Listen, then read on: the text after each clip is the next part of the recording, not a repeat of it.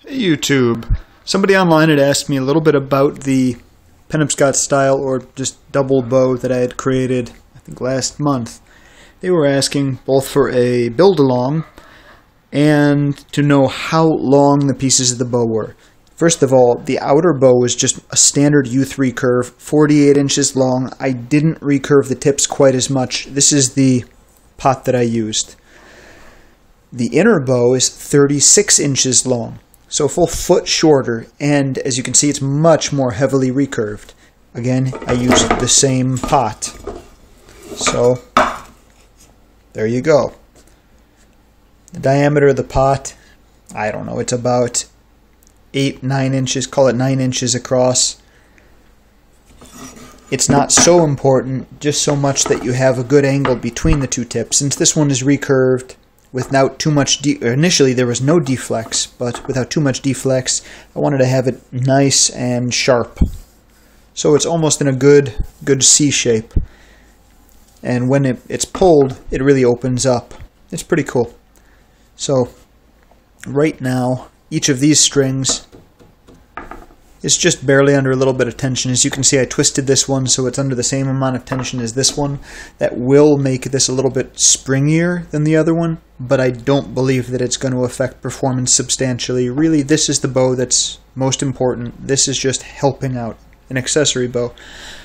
So I was going to go ahead and create another bow of this style, but I wasn't going to do it exactly the same. Right now I've gotten some pieces of scrap bow and older bows and stuff that I'm going to use up in the process. You might recognize this bow from my bend test that I did, where I overstressed the bow and left it strung at draw length for extended periods of time, and I repaired it, reinforced the center. This is that short bow, 41 inches knock to knock. It's a bit over flattened, but again, it's not going to be doing most of the work. And then this right here was just the simple U3 curve. So I'm basically going to do the same thing. I'm not going to shorten this bow, although if I was, what I think I would do is I'd cut it off on either side and form a plug out of another 1/2 inch pipe to insert and use that on the center to glue them both together too. So right now, I'm just going to go ahead, heat these bows throughout this section and recurve them more around that pot. After I do that, the plan is to heat the handle of this bow and the base of this bow and clamp them together. That'll give them a little bit of stick. Before I go ahead, I'm going to then take them apart, wrap the handle with duct tape, and this time, rather than gluing them together so intensely like I did with the other one, I'm just going to wrap them strongly with good, thick, heavy duct tape. We'll see what the results are, and I'll be sure to record things for the build-along.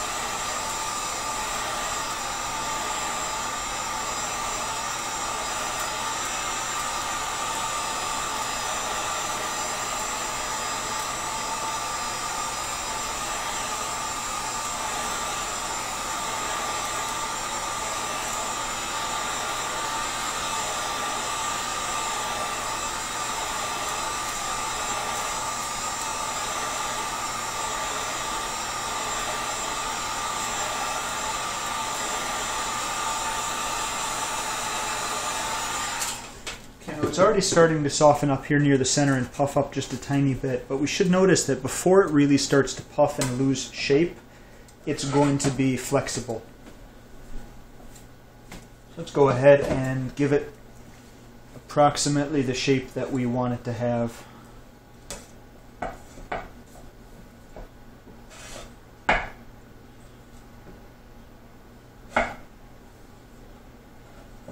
If you start to shape it when it's plastic, but just barely, sometimes you can force it into the right shape, but you do that too far and you'll be damaging the PVC and you can risk breakage. So do use caution if you're forcing it into the shape you want when it's not fully plastic.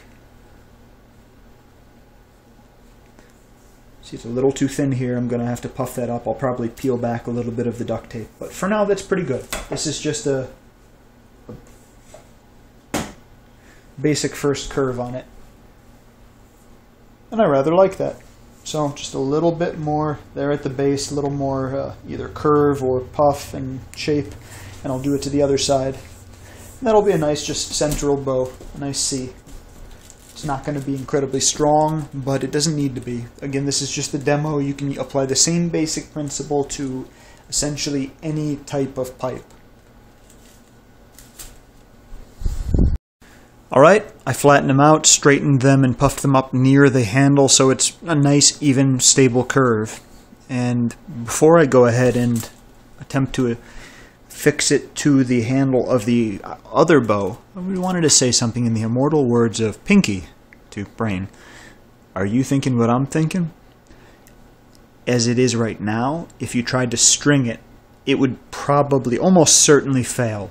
It would collapse, it would be a horrible disaster. I have another video of another extreme reflex bow which I'm about to publish, and it had a problem, but it was intensely reflexed sharply at the center.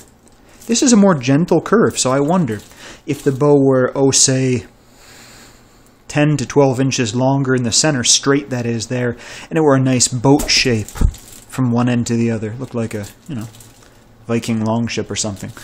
I wonder if it could be strung. If it would have to be ½ inch, could I use 3/4 inch? That'd be something worth trying and might be kind of fun, because this is the right shape for a short Ottoman Turkish bow unstrung, or Korean bows. I don't think PVC is really up to the task, but if you could do it, wouldn't it be cool?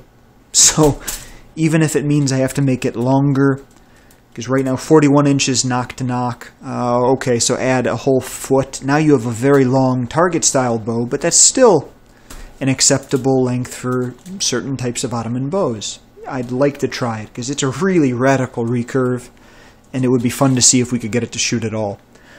So I'm going to go ahead now and bring over the other piece, and we'll try and put the whole bow together.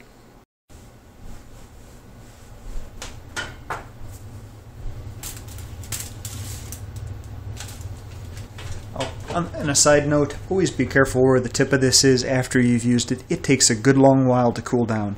I left it lying down on a trivet once, or a hot pad, much like the one behind the pot there.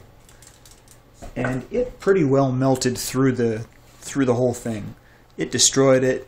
Not a pretty thing. It smelled. It was just really, really unpleasant. So be careful.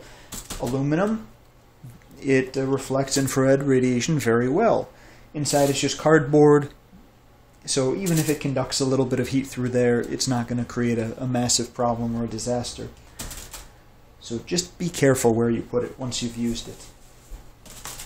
I shouldn't probably have to say that, but then again, I've made those mistakes, and I'm sure you guys have or will too, so just keep it in mind and try and avoid the same mistakes that I make.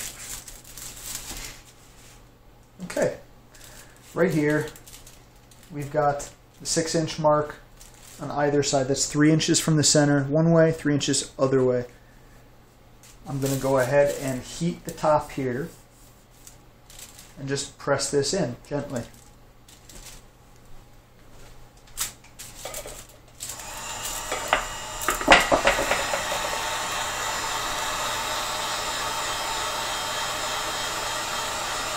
I find if you use this sort of a motion when you're heating the bow, not only does it prevent it from overheating in one area, but when you go like this, the ends tend to heat up faster than the center. So small circular motion tends to keep it heated more evenly in my experience. You might have your own technique and it probably works just as well, but that's just what works for me.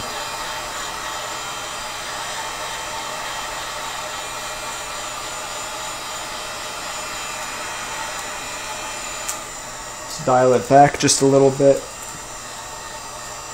Because again, we're not trying to completely render it floppy and all flaccid. We just want it to be enough to take a good impression of that side.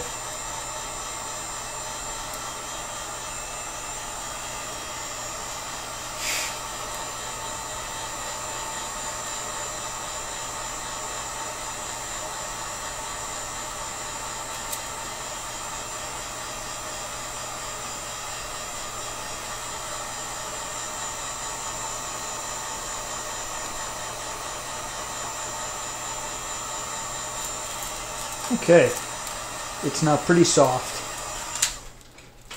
And while I'm in this state, I wanted to mention the back is still hard.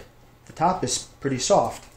So if you did something like this, I suppose it would be possible to bend the pipe where the one surface was more flexible and the other surface was rigid and could be brought into more tension that way. It's something that I haven't tried, but again, adding extra tension to bows is something that should add performance.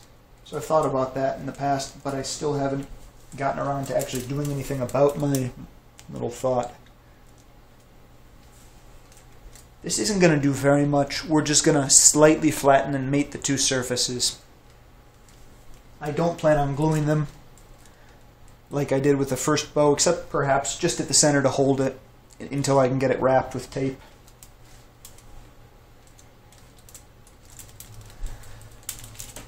Apply a good bit of pressure, and in about a minute I'll take it off and we should have a slightly concave surface on the upper portion of the handle of the 48-inch U3 curved bow. I'll show you that when it's done. Finished product right now. You can see it's just slightly flattened there. That's where the other one will ride. So I'll go ahead and I will tape them together right now and show you that in just a minute. What I did was I put a dab of hot glue in the center, and now I'm just holding them together until the hot glue sets. That's the center. Just put a little bit right there, just to hold it long enough for me to go grab some heavy-duty duct tape and wrap the heck out of the very center here. Again, I don't want to very much alter its bending because the bow will draw just perfectly to 28 inches, and I don't want to stop it from doing that. Here then, after I've wrapped it well with some good sturdy duct tape, I added the short strings onto both ends, and let's go ahead and try and string it and see if this explodes too. Spring is finally sprung. I'm glad to see the grass is getting a little bit greener. Now let's see if the grass is greener on this side of the bow, because this one is a little different than the last one. It's not as solidly affixed. That could be a good thing. Neither is it deflexed, so we're just going to play it by ear and see what happens. I don't expect this one to creak nearly as much as the last bow, but I figure if it fails spectacularly, at least we'll get a good laugh out of it on YouTube. So, here it goes.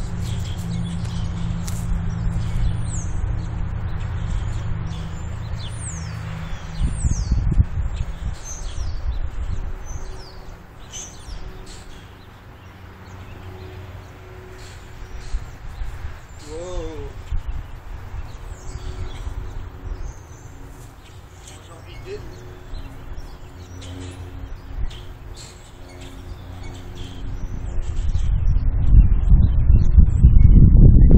It's trying to shed the string. Since they're not attached as tightly as they were, it's just rotating around itself. I'm going to say that is not going to work. I have no idea how M. Goldstein went ahead and glued them together. Or, I'm sorry, he didn't glue them, he said he tied them together. He sure didn't do it this way. The other thought that I had is cutting a slot into the PVC and using it to insert a little wedge that you could use to hold the two together would be a great way to keep them together, but this sure isn't going to work. Let me go ahead and take this off before I damage the damn thing. Or it does it for me.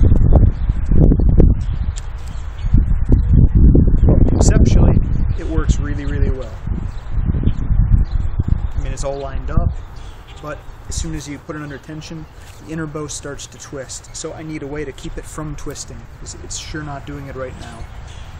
The good things that come of this are it's the right length for the same outer strings as on the other bow, so I didn't have to make whole new strings for it. That's good. Unfortunately, it's just not going to work at all until I get this alignment issue sorted out. I suppose I could put 2 screws or a screw in through the center to hold them in place. Maybe we'll try that. The last one was rather heavily flattened in the center, which created all sorts of problems. But at least it kept them from slipping relative to each other. Another failure, but another learning experience. Thanks for watching, YouTube.